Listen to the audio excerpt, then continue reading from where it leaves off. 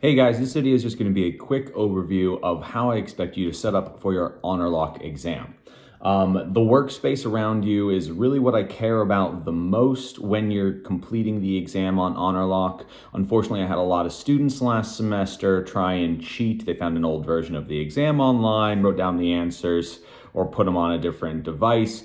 And it's really easy to fool Honorlock. All it's looking for is that you spin the camera around the room really quick. I'm gonna go through and individually review each of your room scans. I do have access to all of the footage that Honorlock records, both before your exam begins and while you are completing the test. Pretty much the whole time Honorlock is open, I can see what's happening there. And so I do expect you to follow this exact protocol when you are doing your room scan, so I can be sure that you're not doing any funny business. That way no one's suspicious and your grades are what they should be. So what I want to be able to see is that you are doing work during the exam, and I want to be able to see that you have no devices around you. So during the room scan, you're gonna pick up your device, whatever you're taking the exam on, like this, and you're gonna show all of the space around your work area here. Anything like this, like a tablet, other computers, even if you tell me they're off, even if they're non-functional, I don't want to see them within arm's reach. Please go ahead and put them somewhere out of the way. Show the entire space here. You're allowed to have a calculator, not a graphing calculator. I'm going to show you how to clear the memory on this before we begin. Show me your whole workspace. I want to be able to see the whole table there. I want to see behind you where you're going to be sitting. Make sure there's nobody hiding in the corners there. Really hard for me to claim any of you are cheating if you are able to show me all of that stuff. If you need to use a calculator like this type, if you have nothing else, you are allowed to perform a memory clear operation, and that just confirms for me that you didn't store any information on here. To do the memory clear, you're gonna press the second key, oh boy, let me see if I can remember. The memory key, second, and then it's plus, it has mem written above it. And then you're gonna go down to reset all, and then select all memory, and then reset. It'll say resetting all like this. And then after a short while, you'll see this memory cleared symbol here. I do expect to see this flashing cursor in the top. That's how I can confirm that you did actually complete the memory clear and didn't just draw this symbol out.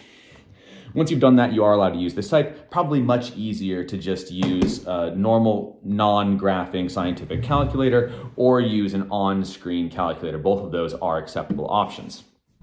I expect you to write stuff down during the test. It's impossible for almost anyone to complete these exams without writing things down. I don't need to see what you're writing necessarily while you're doing it. I understand that the angle of your laptop is going to make that challenging. You are welcome to move things closer and further from you while you are taking the test. I'm set up here on a kitchen table, so it's very easy for me to set the computer a little bit further from me, and that way you can see that I am writing. So I would be doing a test question. This is me working. I don't need to see the necessary words on the page, but you could see that my pen was moving, you were doing work. You're not gonna need to do that for every test question, but there are certain ones that I really expect you to need to do work on. And if you don't do work on those, I'm gonna be highly suspicious of you. I also would like to see you using the calculator while you're doing the test. And sorry, something I should have mentioned earlier during the room scan, I wanna see that your cell phone is not within arm's reach, all right? Ideally, you would power this off and then place it somewhere that's within view of the camera, but out of your reach. And so I would get up and like place it over here. That way I can be sure that you're not using any secondary devices. I wanna see your wrists at some point so that I know you're not using a smartwatch, stuff like that. I wanna be able to see that you're using the calculator on problems where you need to use the calculator.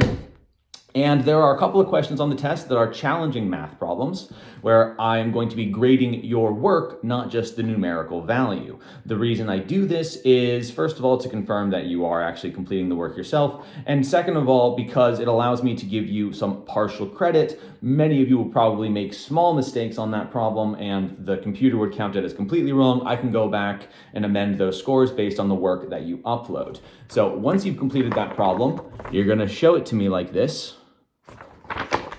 And then after the test has completed, you would take a photo of this and upload it to the Show Your Work assignment in this same module. If you've changed anything in between when you showed the problem and when you've finished the exam, make sure you show it to me a second time. That way I know that what you are showing me on the camera and what you're uploading are identical and that you're not trying to cheat or anything like that.